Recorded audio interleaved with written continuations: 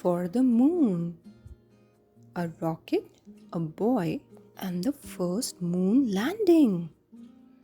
Written by Chris Gall. The moon is out tonight.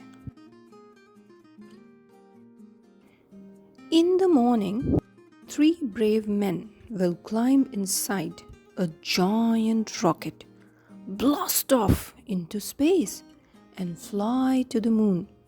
And for the first time ever, people will try to walk on it. I'm so excited that I can't sleep. The astronauts are ready for the mission, and so am I. Weeks ago, I started building my rocket. It is small. I had to read the instructions very carefully. Everything has to fit together perfectly or it will not fly. Our television screen has no color, only black and white. The picture jumps and sometimes it looks like snow. The reporters said that the astronauts are preparing carefully. They will need a huge amount of thrust to leave Earth. Thrust lifts the rocket off the ground and away from Earth's gravity. The heavier the rocket, the more thrust is needed. The main engine on the moon rocket provides 1.5 million pounds of thrust. That means the engine is able to lift 1.5 million pounds into the air. But the rocket to the moon weighs 6.2 million pounds, or as much as 400 elephants. So it will need 5 engines to lift it off the ground. The giant rocket that will take the astronauts to the moon is called Saturn V, pronounced Saturn V. It is 363 feet tall. After I built my rocket, I practiced jumping to see how far away from the ground I could go. I'm using thrust to jump in the air, but Earth's gravity pulls me down. The Saturn V rocket has 3 sections or stages stacked together. Each has its own set of engines and functions as a separate rocket. When a stage runs out of propellant, it will be left behind, making the Saturn V lighter. A lighter rocket needs less propellant and can fly farther with its payload, which is the astronauts, their spacecraft, and their moon lander. When the first stage runs out of propellant, it is left behind to fall into the ocean. The same thing happens to the second stage. The third stage takes the payload into space and pushes it to the moon. At the Kennedy Space Center in Florida, the stages are stacked together in a huge building with the help of a giant crane. The crane can lift 5 lakh pounds or the weight of 30 large bulldozers. The person who operates the crane has to be very careful. In order to qualify for the job, they have to prove that they can lower a practice section onto an egg without cracking it. Ooh. I transported my rocket outside to the launch pad. My rocket is little, but I still have to be careful.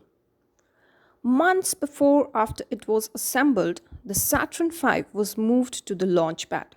A giant machine called the crawler was driven under the rocket and the launch tower. It moved very slowly. It took about 6 hours to move the rocket 3 miles to the pad. The Saturn V engines create thrust by burning the propellant. The hot gases shooting from the giant nozzles will lift the rocket into the air. The upper 2 stages burn oxygen and hydrogen, a very light, very explosive gas. The engine do not burn gasoline like a car, but a mixture of kerosene and oxygen in the first stage. The upper two stages burn oxygen and hydrogen, a very light, very explosive gas. My rocket uses water as a propellant. I filled the tank, then I pumped the rocket full of air. When the air is squeezed, it is called compression. The compressed air will force the water out to provide thrust, and then the rocket will lift into the air. On the morning of the launch, I have a good breakfast of eggs and bacon and my favorite orange drink called Tang. It is getting close to countdown. I need to get my little astronauts on board. The Saturn V astronauts have their own breakfast early in the morning. Then they are sent to a special room to get into their spacesuits. They need help. Special suitcases they carry will give them oxygen to breathe until their capsule is safely in space. 3 hours before liftoff, they ride to the launch tower and take the elevator to the top of the Saturn V. It is high above the ground. It is the time for the launch. I check the area for safety. No branches or wires overhead? Check. No birds in the sky? Check. My brother tells me the launch pad is ready. The people who help the astronauts along the way to and from the moon are in a building called Mission Control in Houston, Texas. They can talk to the astronauts and check all the systems of the spacecraft from far away using radio signals. This is called telemetry. Because Earth is always turning and the rocket will be moving, they have to put antennas all over the world, even on ships and planes. My brother confirms we are go for launch. We are go for the moon. 10, 9, 8, 7, 6, 5, 4, 3, 2, 1. Liftoff! To get to the moon, the Saturn V must be steered in the right direction. But the moon is moving around Earth, so it does not stay in one place. It's like if my brother kicks a soccer ball and I throw a stone to try to hit the ball while it is flying through the air. This is how hard it is to land on the moon without flying past it. When the astronauts are safely circling or orbiting Earth, they check all their equipment to make sure everything is working properly.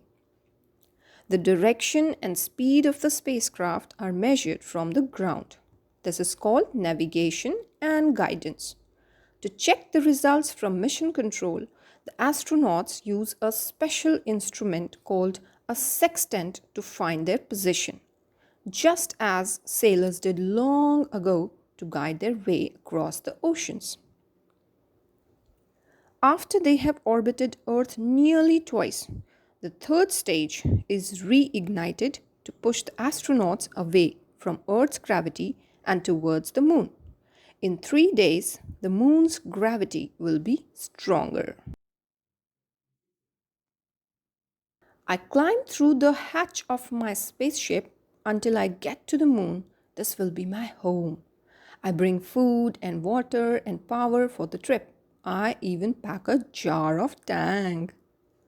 The vehicle that will take the astronauts and the moon lander all the way to the moon is made of 2 parts. One, the service module with a large engine, and one, the command module that the astronauts will live and return to Earth in. The astronauts named the vehicle Columbia. The command and service modules are like a very small house. They carry everything the astronauts will need on their journey: food, air, water, and power. They also shield them from the cold of space. Electricity comes from fuel cells in the service module. They combine hydrogen and oxygen, which creates electricity. The electricity charges the batteries on board. The fuel cells also create lots of water, both for the astronauts to drink and to cool the spacecraft. The command module is not designed to land on the moon. A separate landing vehicle called the lunar module is safely tucked into the top of the third stage rocket. The astronauts have nicknamed it Eagle. The astronauts ignite explosives to cut Columbia free from the third stage. They turn Columbia around by using several mini rockets on the outside of the ship.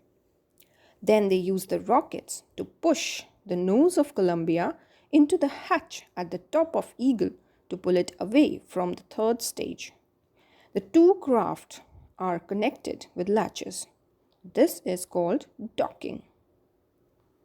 Now the astronauts can go from one ship to the other. Together, they coast all the way to the moon. I eat my snacks from a plastic bag and I sip my tang through a straw. I make sure I don't spill anything because in space there is no gravity.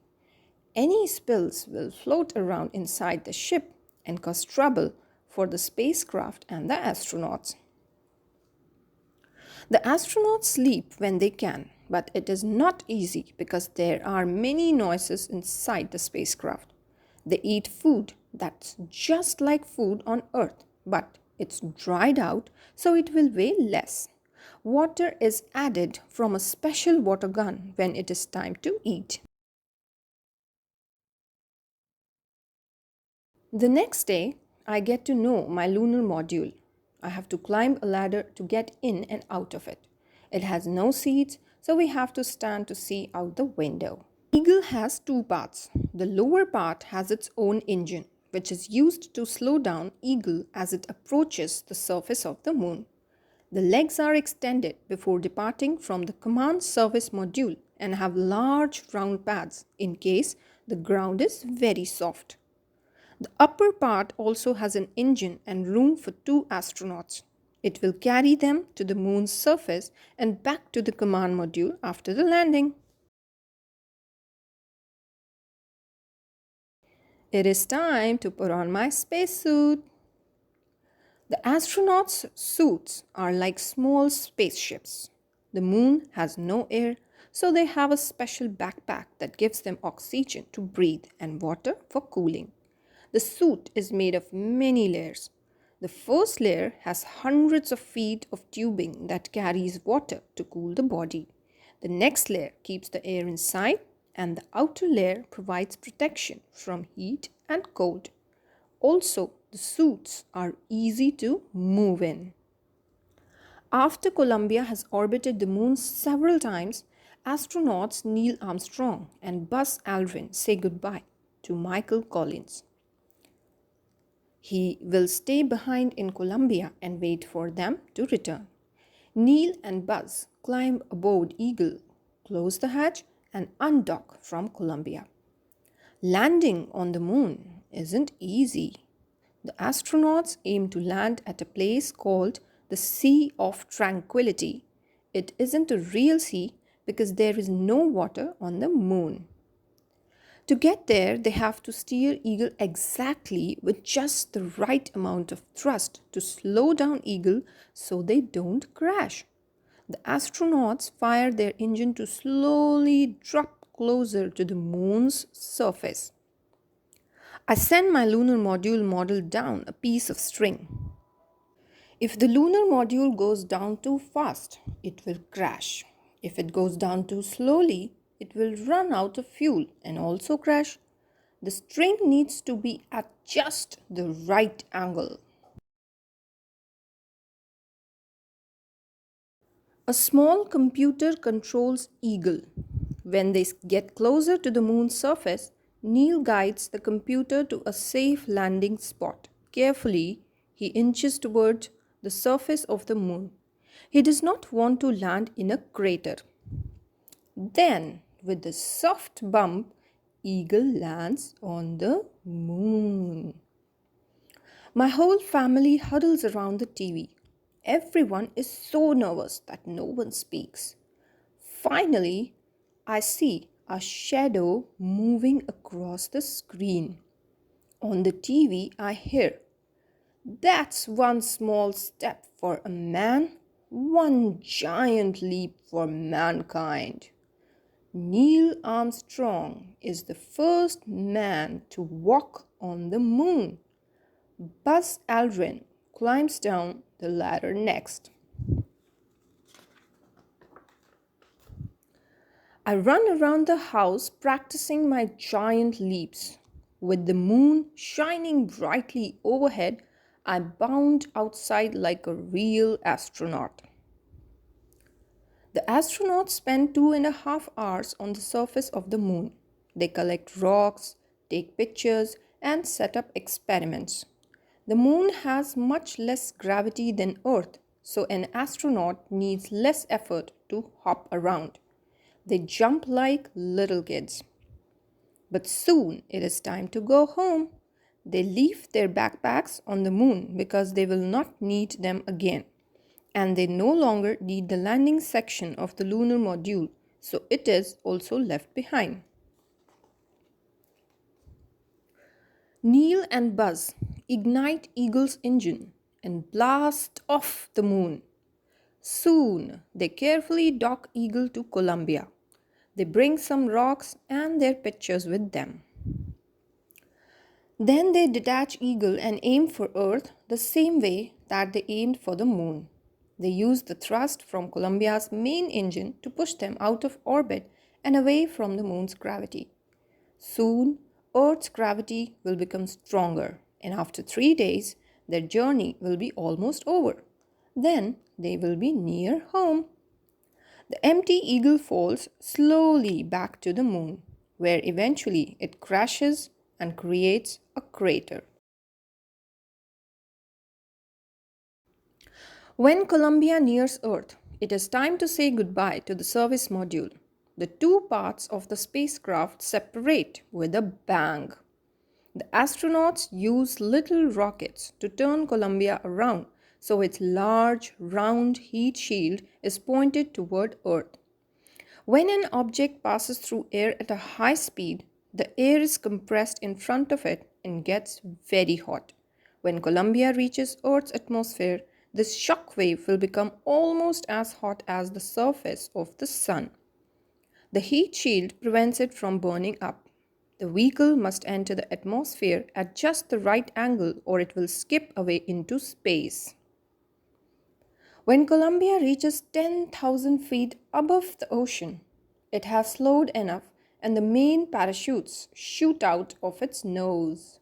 Soon, it lands safely in the sea with a terrific splash. Big balloons keep Columbia upright.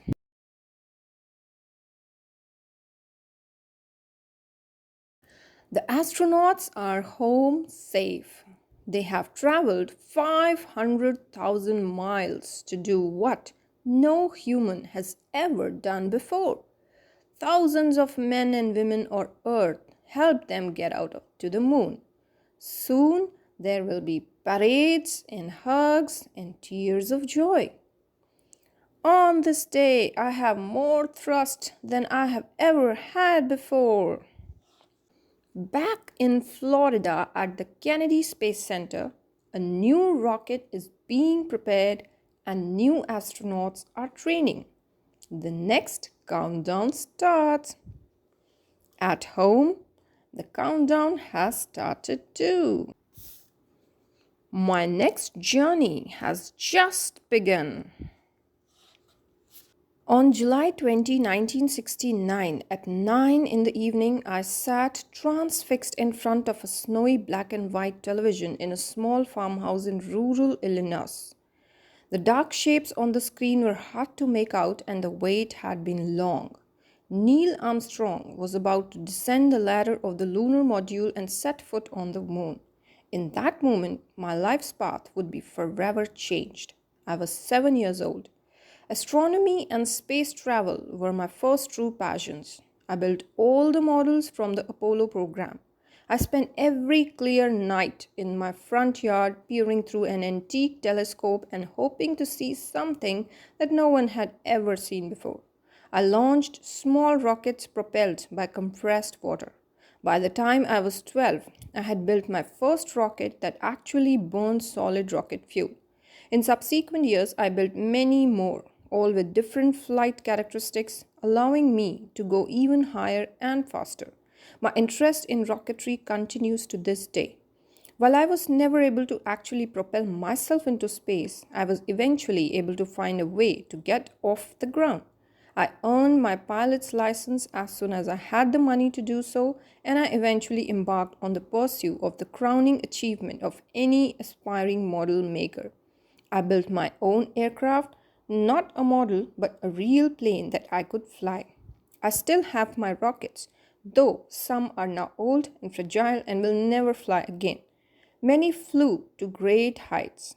Some smashed to pieces when the parachutes failed, and a few left Earth with a shattering roar, soaring higher and higher until they were way out of sight, never to be seen again. I think I like to think that one of them made it to the moon.